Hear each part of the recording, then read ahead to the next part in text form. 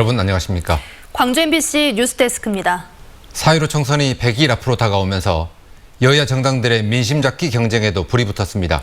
정의당과 민주평화당 지도부가 오늘 광주로 출동했고 민주당은 호남 열세 지역구에 전략공천 카드를 검토하고 있습니다. 보도에 이계상 기자입니다. 심상정 대표를 포함한 정의당 지도부가 5.18 민주묘지를 참배했습니다.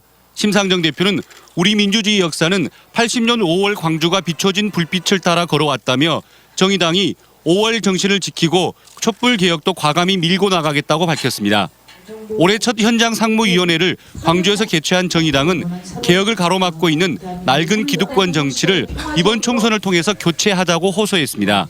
민주당 정부가 광주 정신 올곧게 실천하고 또 과감한 개혁의 길로 갈 수 있도록 정의당이 확실히 견인해 나갈 것입니다.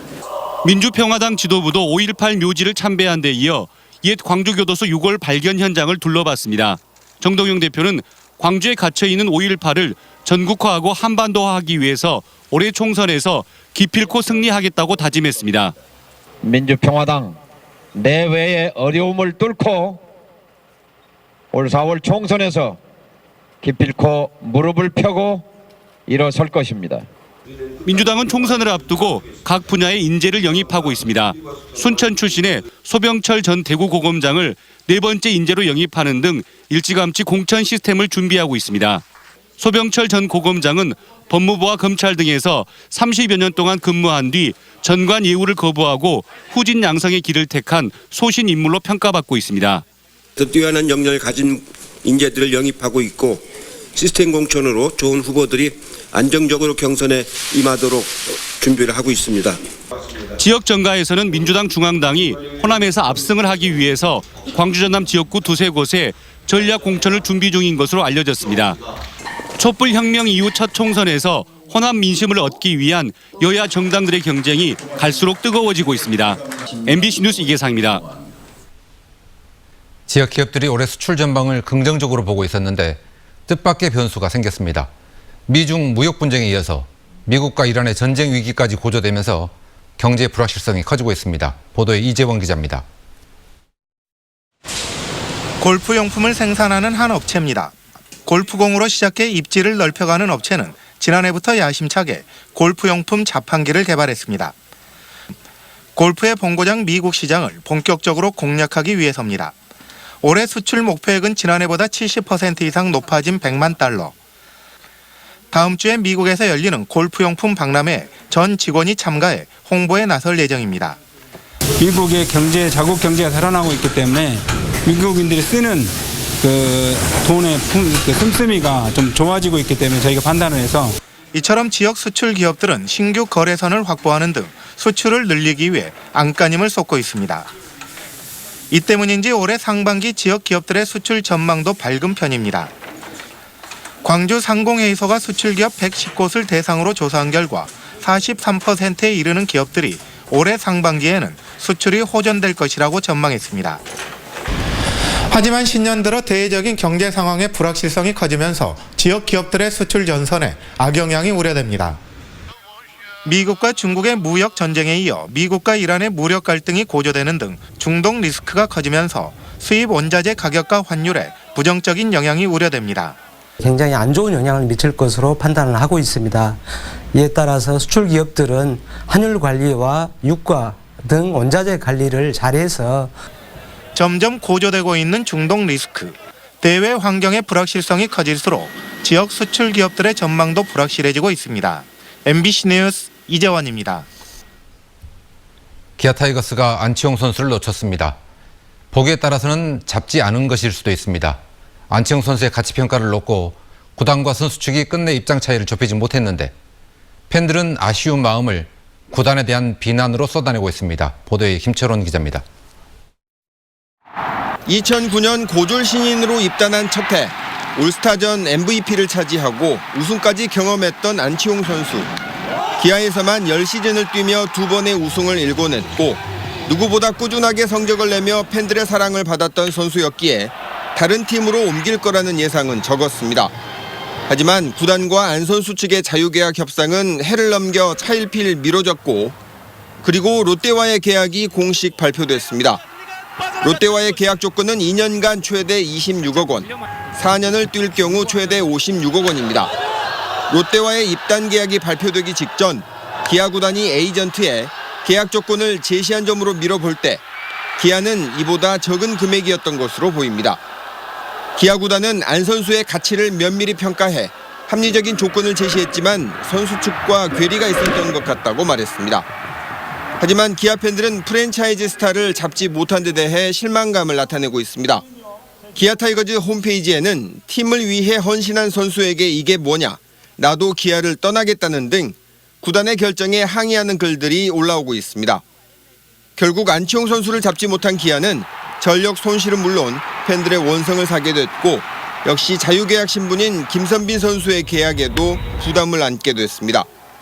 한편 안치홍 선수는 SNS에 게시한 손편지를 통해 팬들의 사랑 덕분에 광주를 고향으로 느꼈다는 감사의 말과 함께 팀을 떠나는 아쉬운 마음을 전했습니다. MBC 뉴스 김철원입니다.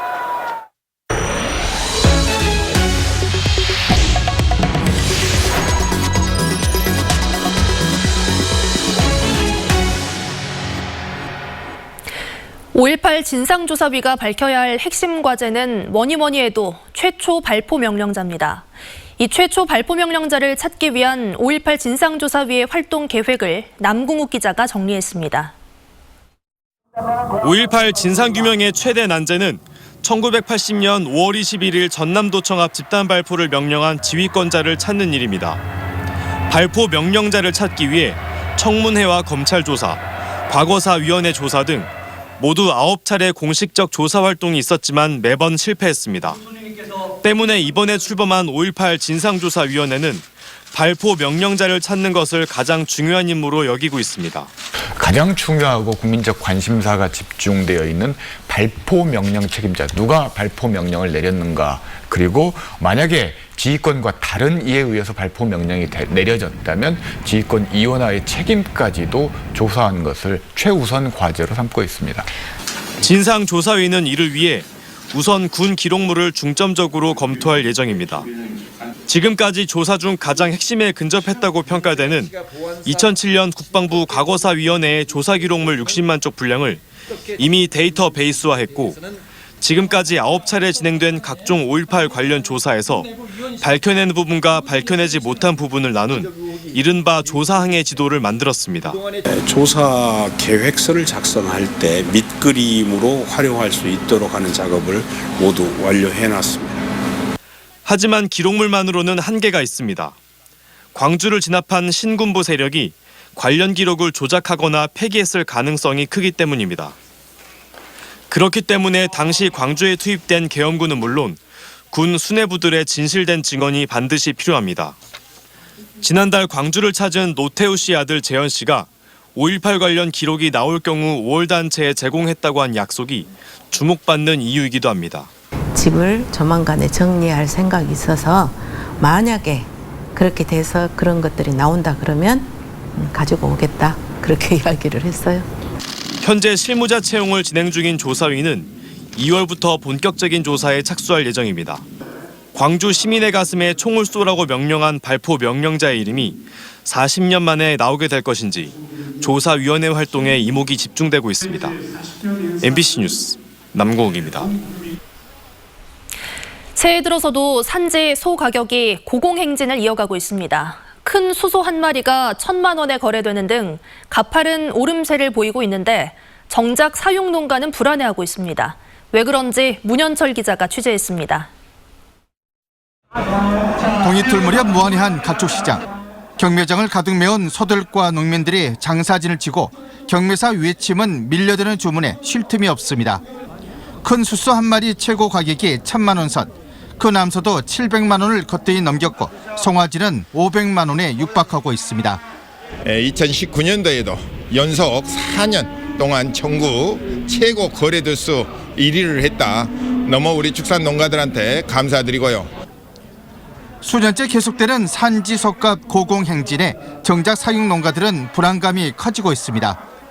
전국 소 사육도 수가 적정치인 310만 마리를 넘어서면서 지난 2011년 집단 도산 사태를 부른 소가 폭락이 재현되지 않을까 걱정하고 있습니다. 특히 지금도 송아지 생산이 계속 늘면서 내년에는 320만 마리도 넘길 것이란 전망이 나오고 있습니다. 앞으로 지금 320만 두가 넘으니까 불안하죠. 앞으로 이렇게 간다 보장도 없고. 경기 침체로 한우 소비가 감소하고 수입산이 빠르게 국내 시장을 잠식하면서 속값 폭락 사태에 대한 정부 차원의 사전 대응이 시급하다는 지적입니다. MBC 뉴스 문현철입니다.